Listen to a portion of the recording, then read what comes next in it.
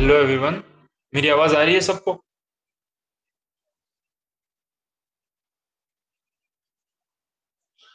ठीक है, फिर शुरू करते हैं।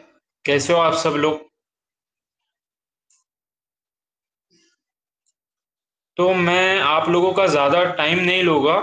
इसमें सिर्फ हम लोग ये डिस्कस करेंगे कि लास्ट के 1 मंथ में कैसी स्ट्रैटेजी रखना है, कैसे पढ़ाई करना है और नीट के प्रेशर को कैसे हैंडल करना है। एग्ज़ाम स्ट्रेस होता है, इस टाइम पर रिवीजन कैसे करना है, ये सब के बारे में आज बात होगी। तो एंड तक बने रहिए। और आप लोगों की कुछ भी जो कोई भी डाउट रहेंगे, हम लोग लास्ट के 10 मिनट्स में चैट बॉक्स ओपन करेंगे। ज़्यादा टाइम नहीं लूँगा, मैं 10 टू 15 मिनट्स आपसे बात करूँगा, फिर आपको कुछ डाउट्स है तो आप पूछ सकते हो। ठीक है, तो चलिए शुरू करते हैं। लास्ट का जो ये फ़ेज़ होता है ना, ये बहुत ज़्यादा मुश्किल होता है हमारे लिए, क्योंकि पूरा सिलेबस हुआ रहता है, पता नहीं सिलेबस रिवाइज़ कैसे करेंगे। मैं अज़्यूम करता हूँ कि इस टाइम पर मैक्सिमम लोगों का सिलेबस खत्म हो चुका है या फिर कुछ 3 से 4 चैप्टर बाकी है। वो लोग आप लोग आगे चलकर वो भी खत्म कर दें। ठीक है? तो मैं आपको कुछ स्ट्रैटेजीज़ बताऊँगा कि कैसे पढ़ाई करनी होती है लास्ट के कुछ 20-25 डेज़ जो भी बचे हैं उसमें, ताकि हमें नीट में सिलेक्शन कन्फर्म हो जाए। ठीक है? तो मैंने क्या किया था ताकि आज मुझे 645 मार्क्स मिले हैं। ओके? तो मैं आपको कुछ टिप्स एंड ट्रिक्स दूँगा और आपको बताऊँगा कि किस वे में जाना है आगे। तो सब लोग जॉइन हो गए तो हम लोग शुरू करते हैं। तो मैं बताऊँगा कि इस मोमेंट पर मैक्सिमम लोग क्या करते हैं पता है? यूट्यूब पर जाते हैं और सर्च करते हैं, कैसे पढ़ाई करना है, लास्ट का टाइम है, कैसे मार्क्स इंक्रीज़ करना है, रिवाइज़ कैसे करना है सिलेबस। ये सब क्या होता है पता है? टाइम वेस्ट होता है इससे। इससे आप लोग क्या करते हैं, मैक्सिमम लोगों का सिलेक्शन क्यों नहीं होता? मैक्सिमम लोग ये करते हैं कि लास्ट के मोमेंट पर यूट्यूब पर जाते हैं, और यूट्यूब ऐसी चीज़ है, सोशल मीडिया, यूट्यूब पर मैं पर्टिकुलर नहीं बोलूँगा, पर सोशल मीडिया एक ऐसी चीज़ है, हमारे स्टूडेंट लाइफ में उसमें टाइम वेस्ट बहुत होता है। अगर हम एक बार स्टार्ट करेंगे तो पता नहीं 1 घंटा कैसे निकल गया, और एक-एक मिनट की कीमत आप लोगों को पता है क्या होती है। और लास्ट के कुछ दिन ऐसे होते हैं कि हम जो पढ़ते हैं, हमने 2-3 साल से पढ़ाई कर रहे हैं हम लोग, तो हम जो इस टाइम पर पढ़ते हैं ना, तो इतनी इफ़ेक्टिव पढ़ाई होती है कि 1 दिन भी अगर हमारा वेस्ट हुआ, तो वो 3 दिन खा जाता है। मतलब अगर नियर अबाउट 1 मंथ हमने वेस्ट कर दिया, तो 3 मंथ्स हमारे वेस्ट हो गए, ऐसा समझ के चलिए।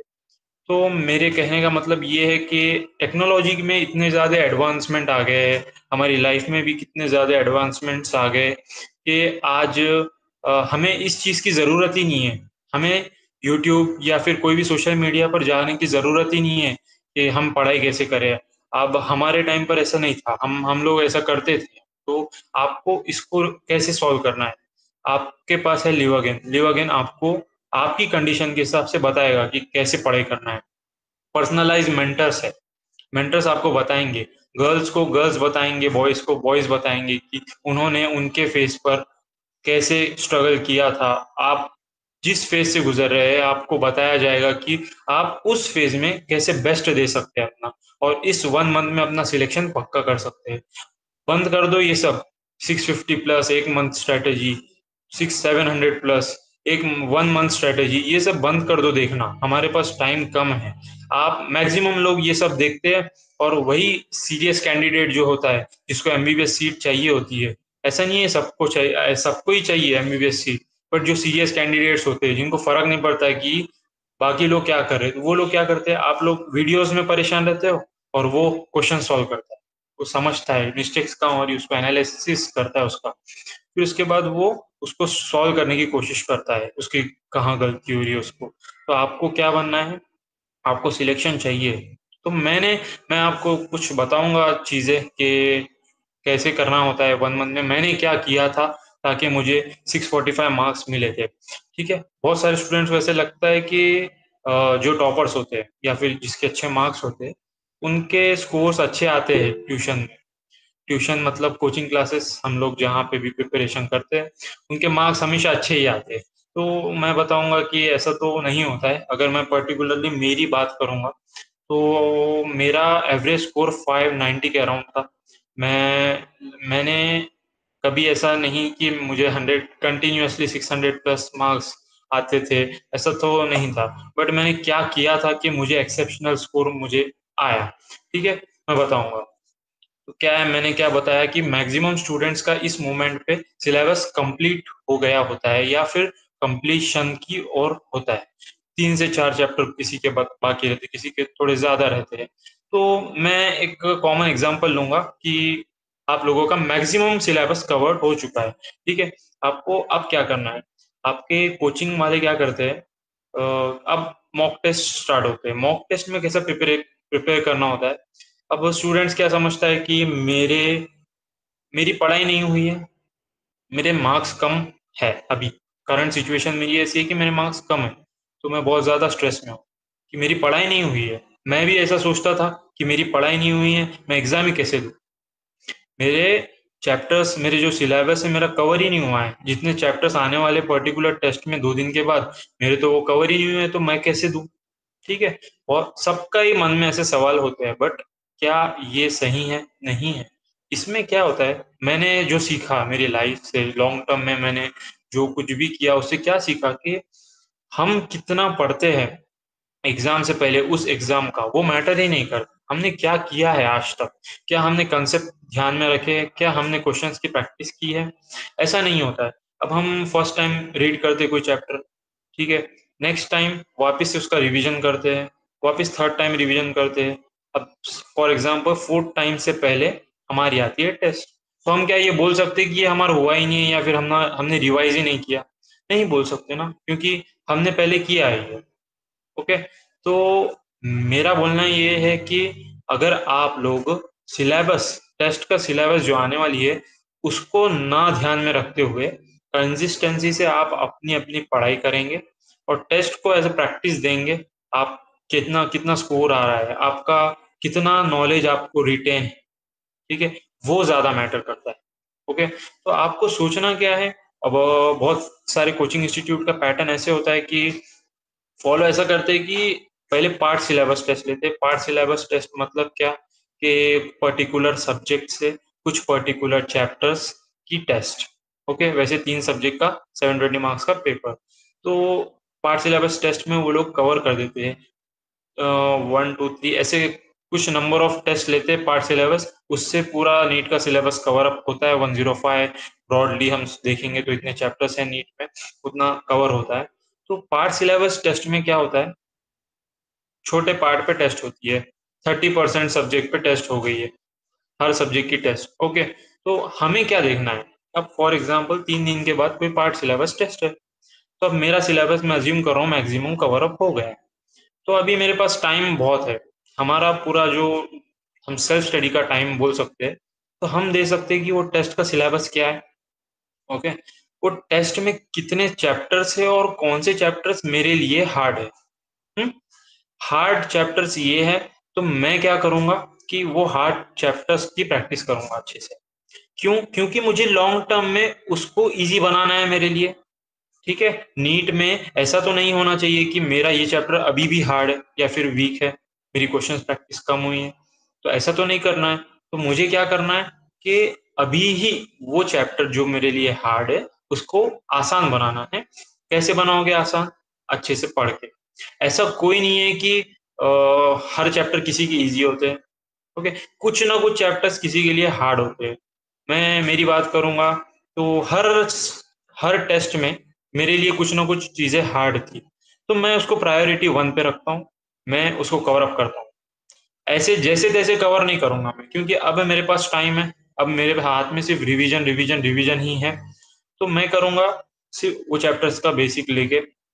फॉर एग्जाम्पल फिजिक्स, सब लोग जो डरते हैं फिजिक्स से, उसमें मैं क्या करूंगा, अच्छे से कंसेप्ट देखूंगा, अच्छे से पढ़ूंगा उसकी सिनॉप्सिस। सिनॉप्सिस मतलब उसका जो थियोरेटिकल पार्ट होता है, उसके फॉर्मूलेज होते हैं वो देखूंगा। उसके बाद क्वेश्चन सॉल्व करूंगा, अच्छे से पूरे क्वेश्चन सॉल्व करूंगा, जो नहीं आता मेरे टीचर से पूछूंगा। ठीक है, तो उसके बाद मैं वो क्वेश्चन, उसको चैप्टर को इजी बना दूंगा मेरे लिए, क्वेश्चंस की प्रैक्टिस ज्यादा करके। जब वो खत्म होता है तब मैं आऊंगा मीडियम चैप्टर्स पे। मीडियम चैप्टर्स को भी सेम प्रोसीजर, फिर इजी चैप्टर्स। फॉर एग्जाम्पल, अब इजी चैप्टर्स हुए ही नहीं, हमारे मीडियम ही हुए और एग्जाम नेक्स्ट डे है। तो हम क्या हम ये सोचेंगे कि इजी चैप्टर्स बाकी है तो नेक्स्ट डे एग्जाम मैं नहीं दूंगा या नहीं दूंगी? बिल्कुल नहीं। हमें क्या देखना है, क्या हमने ये 3 दिन में जो पढ़ा है, मेरा नेक्स्ट डे एग्जाम में जो मैं एज ए प्रैक्टिस ले रहा हूँ एग्जाम को, उसमें सही हो रहा है? अगर उसमें जो मैंने 3 दिन में किया वो सही हो रहा है तो मैं खुश हो जाऊंगा। क्यों? क्योंकि मैंने मेरे लिए जो हार्ड था उसको इजी बनाया, या फिर हार्ड वाले को मीडियम बनाया, मीडियम वाले को इजी बनाया। ठीक है, ये स्टेप बाय स्टेप प्रोसेस होता है। और अगर कुछ क्वेश्चंस रॉन्ग जा रहे हैं तो वो भी अच्छा है। क्यों? क्योंकि मुझे सीख अभी ही मिल रही है कि ये चैप्टर में ये पोर्शन मेरा अभी भी वीक है, तो मैं उसका क्वेश्चन की वापस प्रैक्टिस करूंगा, नेक्स्ट टेस्ट में वो गलत नहीं करूंगा। मैंने बोला था 4 चीजें, सबसे पहले प्रैक्टिस, फिर टेस्ट, फिर एनालिसिस, उसके बाद not to repeat the same mistake. मतलब अब अगर मुझे एनालिसिस करना है मेरे क्वेश्चंस के कौन से गलत गए और कौन से सही गए गलती से, तो वो मैं देखूंगा, तो उसका एनालिसिस करूंगा। मैं एक नोटबुक में लिख के रखूंगा कि मेरा ये क्वेश्चन रॉन्ग गया था, उस जैसे दूसरे क्वेश्चंस की प्रैक्टिस करूंगा और नेक्स्ट टाइम रेडी रहूंगा वैसे क्वेश्चंस को सॉल्व करने के लिए। तो ऐसे ही करना है रेगुलरली, पार्ट सिलेबस में आपको रेगुलरली ऐसे ही मेंटेन करते रहना है। उससे आपका एक फुल सिलेबस कंप्लीट हो जाएगा विद इन पर्टिकुलर डेज में। वो लोग को शेड्यूल लगाते हैं, हमारे कोचिंग वाले बहुत अच्छे से हमारे एग्जाम्स लेते हैं। फिर अब क्या बारी है, अब बारी बारी है मॉक टेस्ट की। मॉक टेस्ट लोगों को मॉक टेस्ट सुनकर ही डर लगता है, किसी किसी को ऐसा लगता है कि अभी भी मेरी पढ़ाई पूरी नहीं हुई है और मैं पढ़ाई करके मॉक टेस्ट, तो ये गलत है। मैं बोल रहा हूँ प्रैक्टिस। देखिए मैं एक एग्जांपल लेता हूँ, बहुत सारे लोगों को क्रिकेट पसंद होगा या फिर फुटबॉल पसंद होगा, किसी को बास्केटबॉल, वॉलीबॉल एक्सेट्रा। तो मैं क्रिकेट की बात करूंगा। बहुत सारे लोगों को पता है कि विराट कोहली ने ऐसे ही क्या आज उस विराट कोहली की पोजीशन जो है ऐसे ही मिली क्या? विराट कोहली ने कितने सेक्रीफाइसेस किए, कितना स्ट्रगल किया, कितना मेंटेन किया अपने आप को, कितनी प्रैक्टिस की है, नेट्स में कितने कितने घंटे वो मेहनत करते हैं, उसके बाद आज वो ग्राउंड पर फेयरलेस क्रिकेट खेलते हैं। क्यों? क्योंकि उन्होंने प्रैक्टिस वैसे की है। उन्होंने ऐसा, अब फॉर एग्जाम्पल बाउंसर बॉल उनको खेलने नहीं आता फॉर एग्जाम्पल, तो वो नेट में प्रैक्टिस करते, 1 ball, 2 ball, 10 ball, 15 ball, 20 ball, 100 ball, ऐसे प्रैक्टिस करते ताकि रियल मैच डे के दिन उनका वो चीज वीक ना हो, उनको बॉल आया बाउंस तो वो डायरेक्ट 6 मार। क्यों? ये प्रैक्टिस मेक्स मैन परफेक्ट। हम ये टेस्ट को एज ए प्रैक्टिस ले, हम समझे कि किस तरह के क्वेश्चंस एग्जाम में आते हैं और उस क्वेश्चंस को इतना परफेक्ट करे, फिंगर टिप्स पे करे कि एग्जाम जब मेन एग्जाम है हमारी नीट, जो मई में है, फर्स्ट संडे ऑफ मई, तो उस एग्जाम में हमें अगर वो क्वेश्चन आते ही हमारे माइंड में क्लिक होना चाहिए कि ये क्वेश्चन मैंने यहाँ गलत किया था, फिर मैंने इससे सीखा और फिर बाद में ये करेक्ट मेथड। देखिए स्टूडेंट्स, यही होता है स्मार्ट वर्क। हम लोग क्या समझते हैं स्मार्ट वर्क ऐसी चीज है जो कुछ अच्छे स्टूडेंट्स कर लेते हैं और कम टाइम में ज्यादा रिजल्ट आ जाता है। ये नहीं होता। लॉन्ग टर्म में हमने प्रैक्टिस की, उससे हमने सीखा कि क्या चीज कैसे गलत हो रही है, उसके बाद हमने उसको सही किया और हमें पता चली कि हमें पता है कि एक साइंटिस्ट है, उन्होंने 1000 चीजें करी, एक्सपेरिमेंट करा, तो 999 एक्सपेरिमेंट उनके फेल हो गए और 1000 वाला जो एक्सपेरिमेंट है वो पास हो गया। उसके बाद उन्होंने वो इन्वेंशन किया। ओके, तो उन्हें पता चला कि 999 मेरे फेल हुए, मैंने क्या किया था कि वो 999 बार मैं गलत था, और जो 1001 बार का जो फर्क उन्हें जो रिजल्ट देता है ना, वो अनइमेजिनेबल होता है। तो आपको भी सीखना है आपकी गलतियों से। रेगुलर टेस्ट में कम मार्क्स आ रहे हैं तो वो आपके लिए बहुत अच्छी बात है। क्यों? क्योंकि ये टेस्ट है, प्रैक्टिस है, हमारे अल्टीमेट डे के लिए प्रिपरेशन है कि हम जो पढ़ रहे हैं क्या वो हमारे दिमाग में रिटेन रह रहा है, हम जो सॉल्व कर रहे हैं क्वेश्चंस न्यूमेरिकल्स, फिजिक्स, केमिस्ट्री के, क्या वो दिमाग में फिट हो रहे हैं, उसका कंसेप्ट हमें पता है? अगर हाँ तो बहुत बढ़िया, नहीं है तो भी कोई बात नहीं है, हमारे पास बहुत टाइम है। क्योंकि अभी हम 1 मंथ है, 1 month is more than sufficient. मैं बोलूँगा ना, अगर आप इफेक्टिवली प्रिपेयर करेंगे, रिविज़न करेंगे ना, तो बहुत अच्छा है। अब मैं बात कर रहा था मॉक टेस्ट की। मॉक टेस्ट में क्या होता है, सिलेबस नहीं देखना होता है। अब क्या होता है, जब मॉक टेस्ट मतलब फुल सिलेबस टेस्ट, उसमें क्या करना है, फुल सिलेबस देखना है, उसमें से देखना है कि क्या हार्ड है। सेम वही हार्ड, मीडियम, ईज़ी। तब मैं मानता हूँ कि अगर आप लोगों ने पार्ट सिलेबस टेस्ट में हार्ड वाले चैप्टर्स को ईज़ी कर दिया या फिर मीडियम कर दिया, तो मॉक टेस्ट में आपके बहुत कम चैप्टर्स ऐसे होंगे जो हार्ड होंगे। मैं अपनी बात करूँगा, मेरे लिए फिर भी मॉक टेस्ट में एक चैप्टर था फिज़िक्स का, 2 चैप्टर्स थे। एक था रे ऑप्टिक्स, दूसरा था फ्लूइड मैकेनिक्स। ये मेरे लिए बहुत हार्ड था, ऐसा मुझे लगता था। तो मैंने उसको टाइम दिया, बहुत अच्छा टाइम दिया, अच्छा खासा, और पूरे क्वेश्चन जितने भी मॉड्यूल में थे, मैंने अच्छे से किए।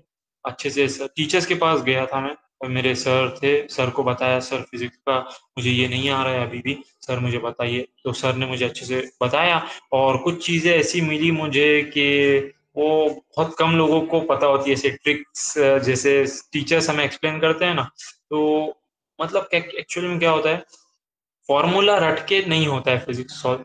अब फॉर्मूला डिराइव करने में बेसिक स्टेप्स होते हैं। वो स्टेप्स में अगर हम मास्टर बन गए ना, तो हमें अपने आप कुछ ना कुछ नया बनाने आ सकता है। तो वो फॉर्मूला के बेसिक स्टेप्स की हेल्प से मैंने क्वेश्चंस को बहुत अच्छे से सॉल्व किया था। तो वो एज़ अ ट्रिक मैं बोल सकता हूँ मिल गई मुझे। तो ऐसा होता है, अपने टीचर से आप अगर डिस्कस करें तो। मॉक टेस्ट में चैप्टर्स को आसान बनाना है। मैंने भी बहुत टाइम देकर रे ऑप्टिक्स और फ्लूइड मैकेनिक्स को, मेरे लिए आसान तो नहीं बोल सकता हूँ मैं, क्योंकि नीट 2022 में रे ऑप्टिक्स का ईज़ी क्वेश्चन था, आया था। मैं ऐसा नहीं बोल सकता हूँ कि लक थी, ईज़ी क्वेश्चन आया था। मैंने इतनी प्रैक्टिस की थी, मैंने अपने आप को इतना कैपेबल बनाया था कि कोई भी क्वेश्चन आ जाए, मैं कर लूँगा। ओके, तो आपको वैसे कैपेबल अपने आप को बनाना है कि कोई भी क्वेश्चंस आ जाए, मैं अच्छे से कर लूँगा या कर लूँगी। तो अपने आप को किसी से कंपेयर नहीं करना है। बस आप, आपकी बुक्स, आपके टेस्ट, आपका एनालिसिस, आपके टीचर्स, बस इससे ज़्यादा आपके पेरेंट्स, उससे ज़्यादा आपकी लाइफ में कुछ होना नहीं चाहिए। आपको अच्छे से पढ़ाई करना है, और मॉक टेस्ट में मैंने जैसे बताया, ऐसे चैप्टर्स को आसान करते हुए चले जाना है। फिर उसके बाद ऐसा भी नहीं सोचना है कि पूरा चैप्टर्स, पूरे सिलेबस नहीं हुआ मेरा। थोड़ा-थोड़ा सिलेबस हमने ऐसे कवर करना है, और रेगुलर टेस्ट देनी है, और देखना है कि कितना हमारे पास नॉलेज रिटेन है। अगर हार्ड चैप्टर है, तो मैंने उसको ईज़ी बनाया था, तो मेरे एग्ज़ाम में क्या उसके क्वेश्चंस गलत हो रहे हैं? अगर नहीं, तो बहुत बढ़िया जा रहे हो। अगर हाँ, तो भी बहुत बढ़िया जा रहे हो। क्यों? क्योंकि हमें अभी हमारी मिस्टेक समझ में आ गई कि वो हम फाइनल एग्ज़ाम में नहीं करेंगे। ओके? क्या तुम्हें लगता है कि प्रैक्टिस मैचेस में विराट कोहली हमेशा बाउंसर पे सिक्स ही मारते हैं? नहीं ना, कभी-कभी चोट लगती है, कभी-कभी कुछ तो भी होता है। बहुत सारे, अब एक एग्ज़ाम्पल दूँगा सूर्य कुमार यादव का, उन्होंने एक बैक शॉट मारा था, तो उन्होंने ये नहीं कहा था, उनको इंटरव्यू में ये पूछा गया था पोस्ट मैच कॉन्फ्रेंस में कि ये आपने कैसे मारा? तो उन्होंने कहा था कि मैंने इतनी प्रैक्टिस करी है ये शॉट की, कि अपने आप ये रिफ्लेक्स एक्शन था मेरा। तो उन्होंने इतना प्रैक्टिस करके अपने आप को ट्रेन किया था, वेल ट्रेन किया था, वो शॉट पर, वो बॉल पर। बहुत लोग ऐसा शॉट नहीं खेलते, और उन्होंने, उनके ये रिफ्लेक्स हो गया था। जैसे आप क्वेश्चन प्रैक्टिस करते हो, फिजिक्स का क्वेश्चन कोई क्लिक हो गया कि ये करंट इलेक्ट्रिसिटी में से ये क्वेश्चन मैंने सॉल्व किया था, तो ये रिफ्लेक्स एक्शन आता है आपके माइंड से कि हमने ये सॉल्व किया था, अब इसका आंसर मैंने ऐसे-ऐसा निकालना है। तो अपने आप को इतना कैपेबल बनाओ कि अ, लाइफ आपके ऊपर कितना भी प्रेशर डाले, कुछ कितना भी आप पर लोड डाले, तो आप उसको उसमें एक्सेल हो जाओ। ओके? और जैसे कि मैंने बताया था कि आपको इतना एडवांसमेंट मिल चुका है आपकी लाइफ में कि एमबीबीएस करने वाले स्टूडेंट्स आपको अच्छे से गाइड कर रहे हैं। पर्सनलाइज़्ड मेंटरशिप प्रोवाइड कर रहे हैं हम लोग। आपको सिर्फ़ इतना बताना है कि आपको प्रॉब्लम्स क्या आ रही है आपकी लाइफ़ में, आपका एनवायरनमेंट कैसा है, ताकि हम आपको आपकी लाइफ़ से रिलेटेड पर्सनलाइज़्ड शेड्यूल बनाकर दें। आप इस 1 मंथ में कितने अच्छे से पढ़ सकते हो, ताकि आपको एक वो एमबीबीएस सीट मिल सके। तो आपको हमेशा इसका फ़ायदा उठाना, क्योंकि हम लोग आपके साथ हैं। आपको रेगुलर ऐसे पढ़ाई करना है मॉक टेस्ट में। आप बहुत सारे स्टूडेंट्स को अब ऐसा लगेगा कि ये टेक्नीक सही नहीं है। देखिए, मैं भी स्टूडेंट था, मेरे को भी पता है कि ये टेक्नीक मुझे भी लगा था जब मेरे टीचर ने मुझे कहा था कि बस आपको रिवीजन करना है रेगुलर, जो जो चैप्टर्स हार्ड है उसको इजी करना है, मीडियम है उसको इजी करना है, जो इजी है उसमें क्या गलत हो रहा है उसको वापस से देखना है, तो आपको ये करना है। तो मुझे भी ऐसा लगा था कि यार ये सही नहीं है मेरे लिए, क्योंकि मेरी स्ट्रैटेजी कंप्लीटली डिफरेंट थी पढ़ने की, बट सर ने मुझे ऐसा कहा था। तो मैंने देखा लॉन्ग टर्म में इसका स्कोर था, लास्ट मोमेंट पे सडन इंक्रीज इन स्कोर था। नीट तक आने तक मेरा स्कोर 590 टू 600, 580 टू 600, 550 टू 600 के बीच में था। ओके, मैं बोल सकता हूँ। फिर जैसे नीट आया, मैंने जो ये समझने की कोशिश की कि मेरी क्या गलती हो रही है, उससे मुझे सीख मिली। मैंने मेरा एटीट्यूड ऐसा रखा था कि मुझे जो आता है वो तो मैं कर लूंगा। हम्म मुझे जो नहीं आता, क्या मैं वो सीख रहा हूँ? अगर हाँ, तो बहुत बढ़िया जा रहा हूँ, बहुत सही जा रहा हूँ। और टीचर से डिस्कस करता था मैं कि मैं ये यहाँ ऐसे कर रहा हूँ। टीचर भी मुझे बहुत अच्छे से सपोर्ट करते थे और मुझे मेरी गलती बताते थे। और मैंने कभी ऐसा नहीं सोचा, पर्सनल ईगो नहीं लाया बीच में कि मैं कैसे गलत कर सकता हूँ। ऐसा नहीं सोचना है। कोई भी अगर हमें कुछ बताता है, बोलता है, चाहे वो आपके फ्रेंड्स क्यों ना हो, आपको बस सीखना है कि हाँ, मैं इधर गलत रह सकता हूँ, तो मैं इसको कैसे सुधार सकता हूँ। ओके, तो आपको कुछ भी डाउट्स है तो अभी मुझे, मैं चैट बॉक्स ओपन कर रहा हूँ, तो आप पूछ सकते